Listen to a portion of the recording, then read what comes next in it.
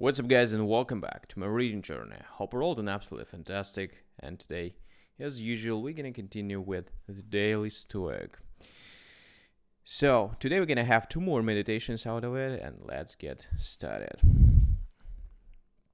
If you want to learn, be humble.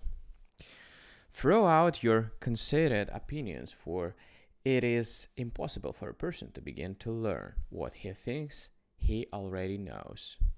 Epictetus Discourses. Of all the Stoics, Epictetus is the closest one to a true teacher. He had a school. He hosted classes. In fact, his wisdom is passed down to us through a student who took really good lecture notes.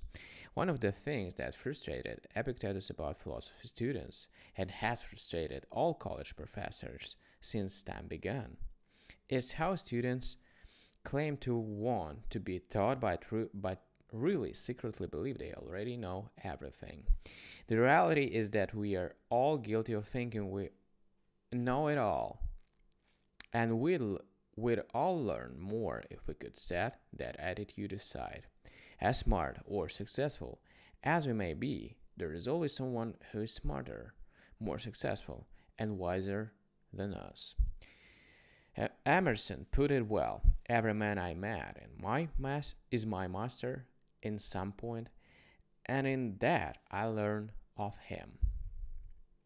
If you want to learn, if you want to improve your life, seeking out teachers, philosophers, and great books is a good start, but this approach will only be effective if you are humble and ready to let go of opinions you already have. Reject tantalizing gifts. Atreus.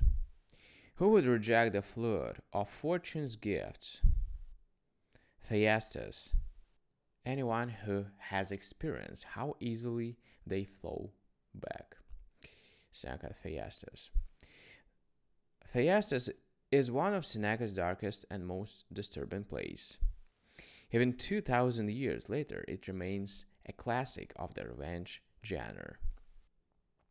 Without spoiling it, the quote above comes from this scene in which Atreus is attempting to lure his hated brother Theastus into a cruel trap by offering his tempting and generous gifts. At first, Theastus declines to the complete bafflement of his enemy.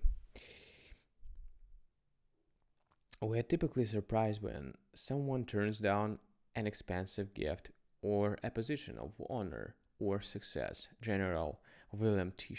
Sherman emphatically rejected offers to run for President of the United States, saying at one point, "I will not accept if nominated and will not serve if elected." If his friend Ulysses S. Grant has made such a Sherman-esque statement, as such rejections are now known, Sherman-esque statement, Grant certainly would have preserved his own legacy from the disastrous turn of events it suffered. Despite his initial misgivings, Theastus is ultimately tempted and persuaded to accept fortune's gifts, which turn out to be a ruse, hitting, devastating tragedy.